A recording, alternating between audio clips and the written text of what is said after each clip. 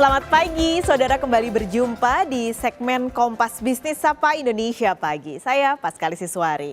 Saudara, di awal tahun 2024 ini pemerintah langsung gaspol kejar target untuk pemasukan negara. Nah, yang dilakukan kebijakan perdananya tahun ini adalah dengan menaikkan cukai rokok, baik itu rokok konvensional maupun rokok elektrik. Nah, dengan kenaikan tarif cukai hasil tembakau, maka sudah bisa dipastikan harga rokok akan naik.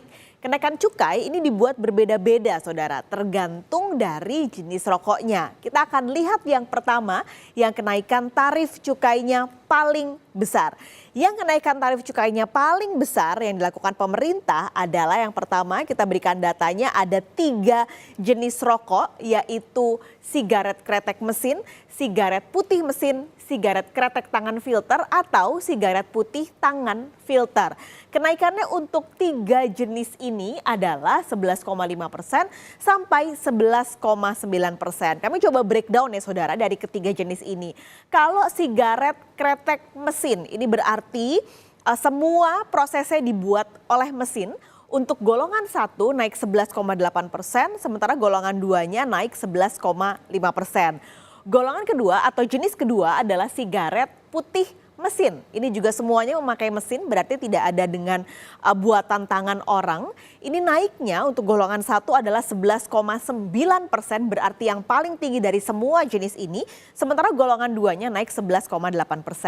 Lalu untuk yang ketiga adalah sigaret kretek tangan filter atau sigaret putih tangan filter. Naiknya adalah 11,8%. Dengan kenaikan dengan kisaran 11,5 sampai 11,9% tadi, maka tadi saya sudah informasikan juga yang paling naiknya tinggi gitu adalah sigaret putih mesin golongan 1. Kalau dibandingkan harga ecerannya dibandingkan tahun lalu sebelum naik, sekarang harga ecerannya adalah Rp2.380 per batang. Sementara sigaret kretek tangan filter atau sigaret putih tangan filter kini dijual dengan harga Rp2.260 per batang. Ini adalah kenaikan kedua yang tertinggi di golongan ini. Di jenis ketiga jenis ini yang kenaikannya paling tinggi 11,5 sampai 11,9%. Pemerintah kembali menyasar rokok-rokok buatan mesin, kalau tadi kami sudah sampaikan, untuk kenaikan tarif cukai yang lebih besar dibandingkan dengan rokok yang masih dibuat manual oleh pekerja dengan tangan. Kalau Anda nonton Gadis Kretek tuh, karyawan-karyawannya jengyah. Nah, ini kenaikan cukainya tidak setinggi dengan kenaikan yang tadi menggunakan mesin.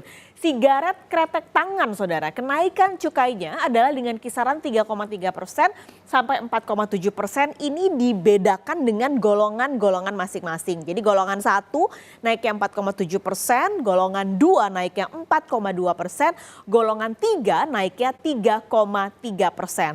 Jadi kalau kita bandingkan harga jual ecerannya dibandingkan dengan tahun lalu sebelum cukainya naik, ini kisarannya menjadi sekitar per batangnya adalah Rp725 sampai Rp1.375 per batang. Nah, kenaikan tarif cukai ini adalah hasil dari pertimbangan Kementerian Keuangan. Jadi ada beberapa yang dilihat untuk kenaikan cukai.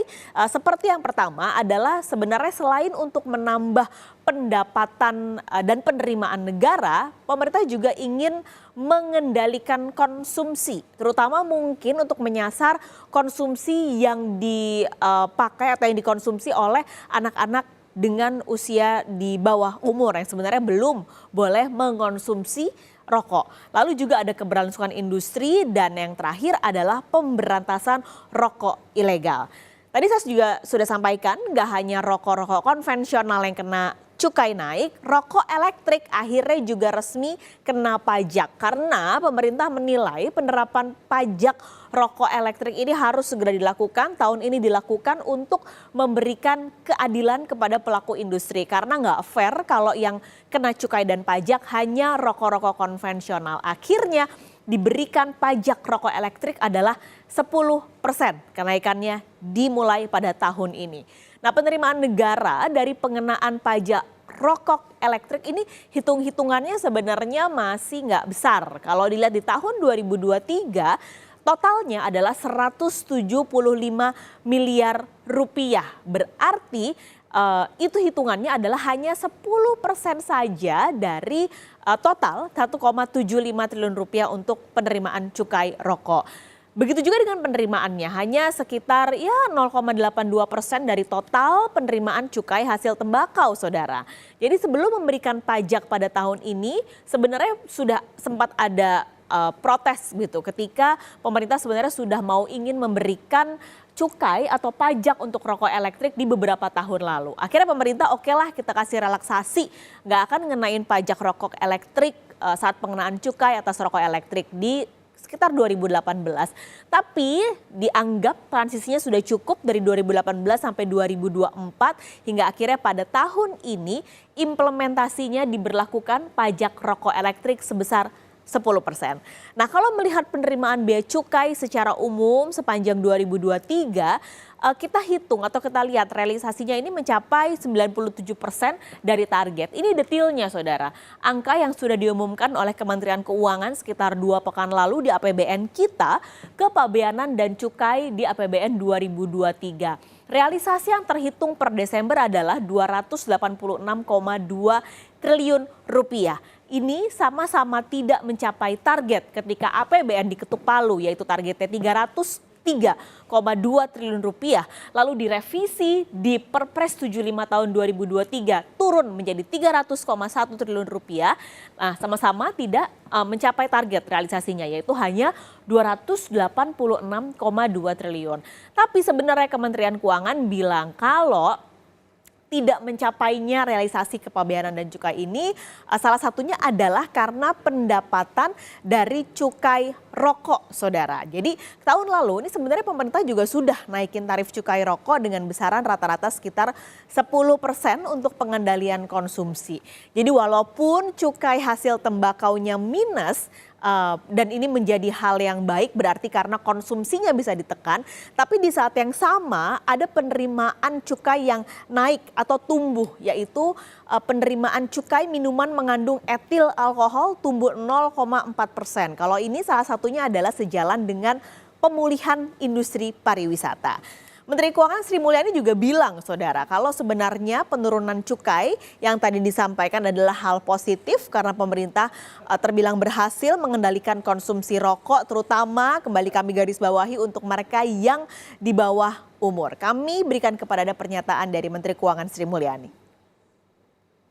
Produksi rokok mengalami penurunan, terutama golongan 1, yaitu produsen terbesarnya. Itu golongan 1 tuh turunnya bahkan mencapai 14%. Ini produsen rokok golongan 1 itu adalah yang raksasa paling besar. Namun untuk golongan 2 dan golongan 3 yang tarif cukainya relatif lebih rendah dibandingkan golongan 1, kita lihat produksinya masih naik. Golongan 2 itu naiknya 11,6%. Dan golongan 3 ini yang banyak industri kecil yang pakai tangan, naiknya mencapai 28,2%. Ini berarti komposisi dari cukai hasil tembakau mengalami shifting, pergeseran. Dari yang tadinya golongan 1 sekarang pindah ke golongan 2 dan golongan 3 yang tarif cukainya naiknya tidak terlalu tinggi.